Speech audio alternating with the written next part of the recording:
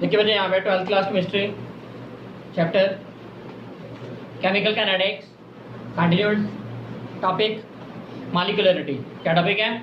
Molecularity. What is molecularity? ये क्या होता है मॉलिक्यूलरिटी?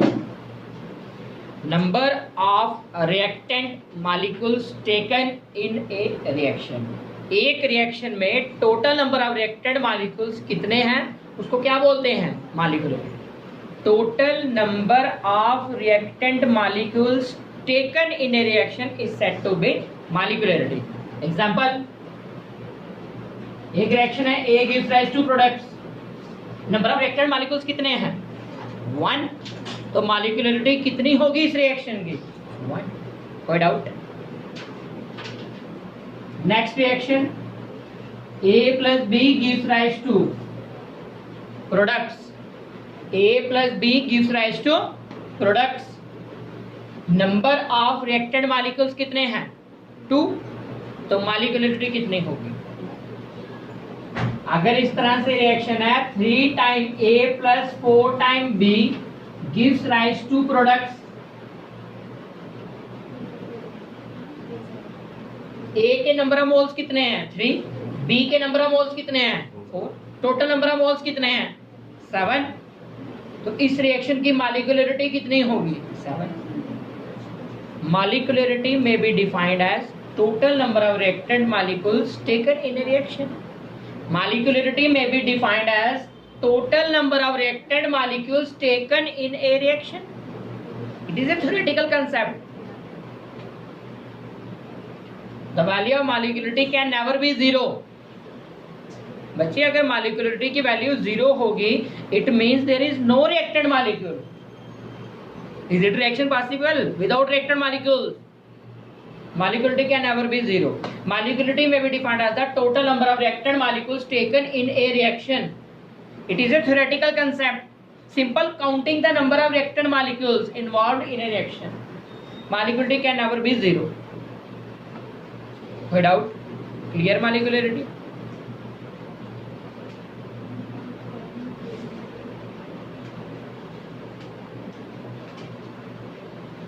Order of reaction. और एक बात और, अगर मॉलिक्यूलरिटी 1 होगी तो क्या बोलेंगे? Unimolecular reaction. अगर मॉलिक्यूलरिटी 2 होगी तो क्या बोलेंगे? बाइमॉलिक्यूलर रिएक्शन। मॉलिक्यूलरिटी 3 होगी तो क्या बोलेंगे? Trimolecular reaction. Clear? Next, order of reaction. Order of reaction में be defined as total number of reactant molecules. Total number of reactant molecules whose concentration actually change. Order may be defined as the total number of reactant molecules whose concentration actually change. Whose concentration actual change. Clear? Example,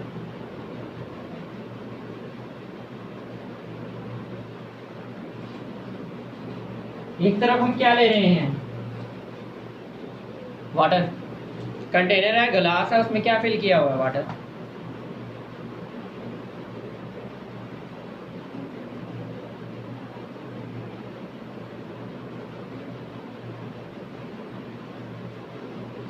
simple एक चम्मच है, spoon है, इसमें क्या है? Glucose. Spoon full of glucose. ठीक, इन दोनों को मिक्स करिए। इन दोनों को मिक्स करेंगे तो क्या मिलेगा? ये गिलास था, इसमें क्या था? पानी। इस पानी में क्या बिखर गया? ग्लूकोज स्प्रेड हो गया, ग्लूकोज वाटर बन गया। इस रिएक्शन में रिएक्टेंट मॉलिक्यूल कौन कौन से हैं?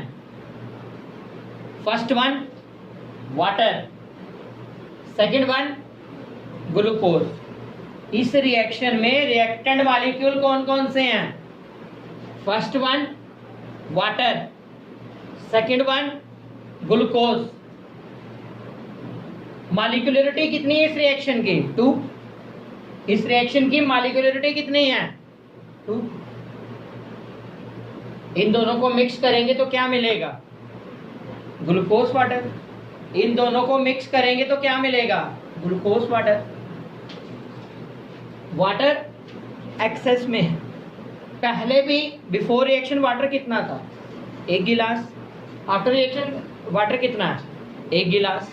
पानी में कोई फर्क नहीं पड़ा ना, कंसंट्रेशन क्या होता है, number of moles upon volume.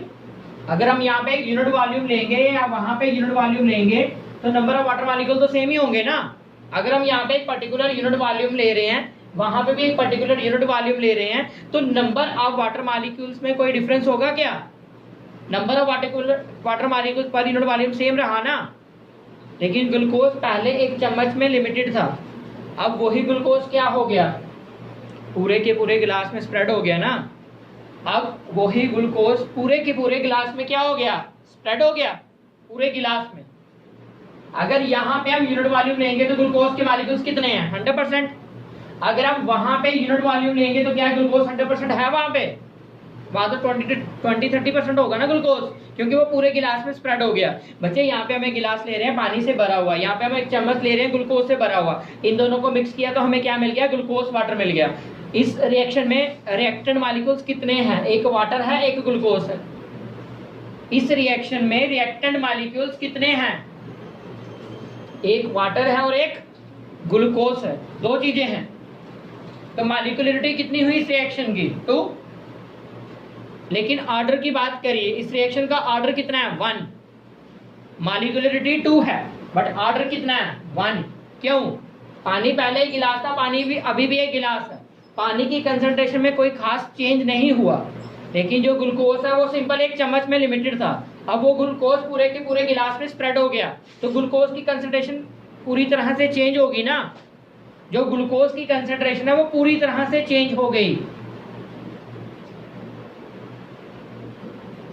Water ने अपनी कंसंट्रेशन को चेंज नहीं किया, ग्लूकोज ने अपनी कंसंट्रेशन को चेंज किया। तो इस रिएक्शन का ऑर्डर कितना होगा, 1। Order may be defined as the number of reactant molecules whose concentration actually change, water no change, glucose change, तो ऑर्डर 1। कोई डाउट, क्लियर। दूसरा स्टेप, कोई भी हम रिएक्शन ले रहे हैं, m time a n time b gives rise to products। Rate of reaction के बारे में आपने पढ़ा हुआ है, रेट ऑफ रिएक्शन की वैल्यू किसके इक्वल होती है, concentration of reactants, product of concentration of reactant, जो इनके कोएफिशिएंट्स होते हैं वो क्या बन जाते हैं, पावर्स। पढ़ा law of mass action equilibrium chapter 11th class. एक रिएक्शन है तो रेट ऑफ रिएक्शन किसके डायरेक्टली डिपेंड करेगी, product of their molar concentration, product of their molar concentration पर डिपेंड करेगी। और जो इनके कोएफिशिएंट होंगे वो क्या बन जाएंगे, पावर्स। जो इनके कोएफिशिएंट्स होंगे वो क्या बन जाएंगे, पावर्स। कोई डाउट। तो इस केस में ऑर्डर कैसे निकलेगा,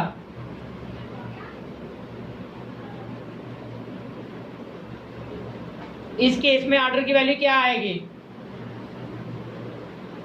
m plus n, m plus n। कोई डाउट, पूछना ऑर्डर में कुछ। अगर एक ही रिएक्टेंट मॉलिक्यूल अपनी कंसंट्रेशन को चेंज करेगा तो ऑर्डर कितना होगा, 1। अगर 2 चेंज करेंगे तो ऑर्डर कितना होगा, 2। एक ऑर्डर वाले को क्या बोलेंगे, यूनि। 2 वालों को क्या बोलेंगे, बाई। 3 वालों को क्या बोलेंगे, try, so on. Clear.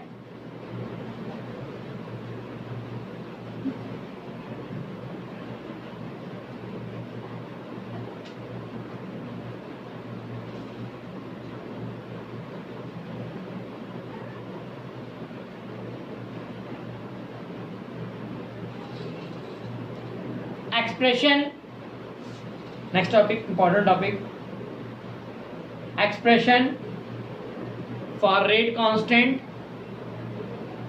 Of reaction in first order reaction, in first order reaction.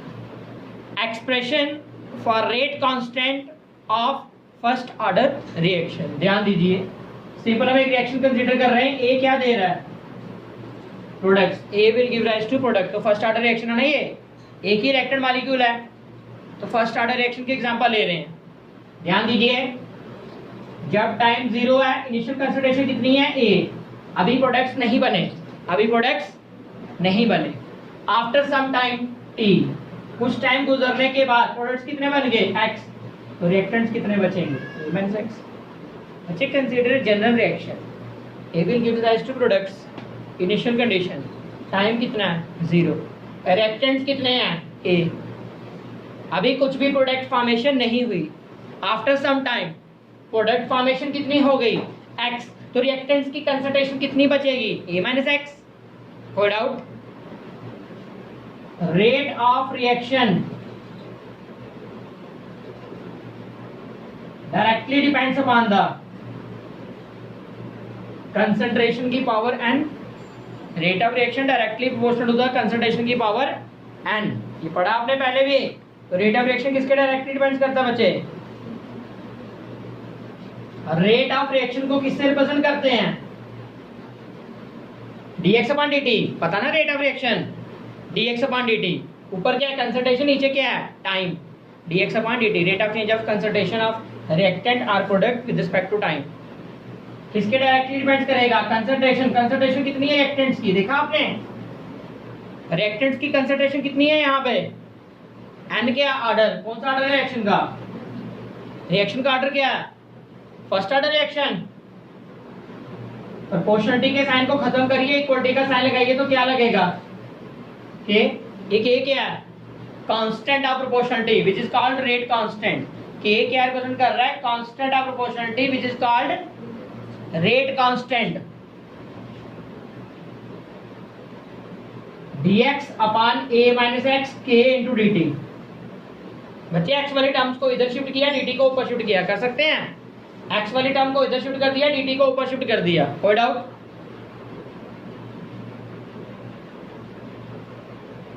Integrating both side, दोनों तरफ इंटीग्रेशन करिए। इंटीग्रेशन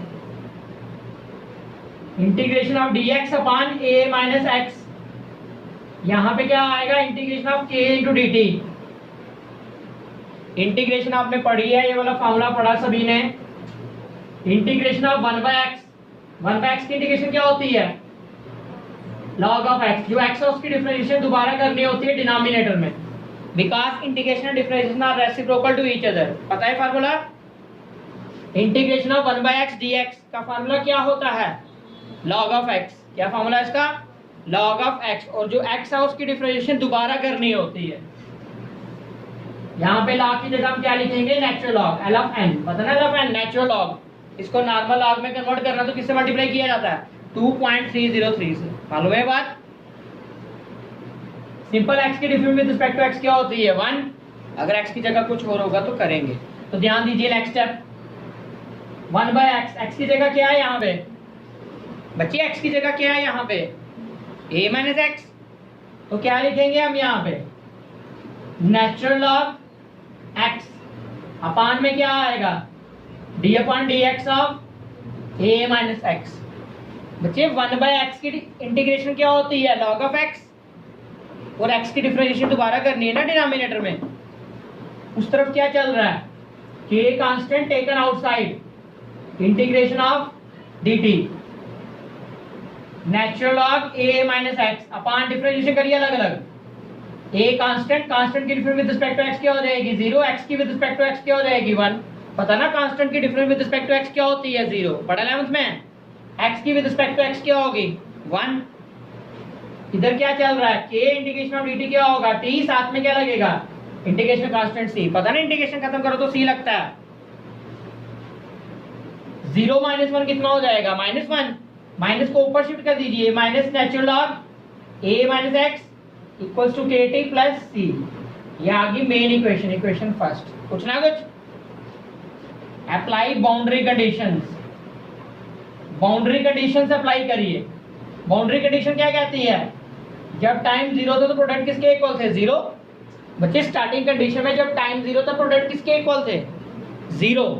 मेन इक्वेशन में वैल्यू पुट करिए, minus natural log a minus 0 equals to k t की जगह 0 plus सी। इसको solve करिए, minus natural log a वो 0 हो गया, इधर c आ गया। This is the value for c। Put the value of c in equation first. First equation में जाके c की वैल्यू पुट करिए, minus natural log a minus x. यहाँ पे क्या आएगा? के टी। c की जगह क्या लिखना है? Natural log a। Natural log a को इधर शिफ्ट करिए, natural log a minus natural log a minus x equals to k t. Clear? Log का फॉर्मूला आपने पढ़ा, log of m minus log of n किसके इक्वल होता है? Log of m upon n, पता है formula? Log of m minus log of n किसके equal होता है? Log of m upon n, divide हो जाएगा natural log a upon a minus x, यहाँ पे क्या आएगा? kt, कोई डाउट? t को डिवाइड करिए 1/t, natural log a upon a minus x. Natural log को नॉर्मल लॉग में कन्वर्ट करना तो किससे मल्टीप्लाई किया जाता है? 2.303 के साथ। इसको सीधा करके लिखिए, k की वैल्यू किसके इक्वल आ गई?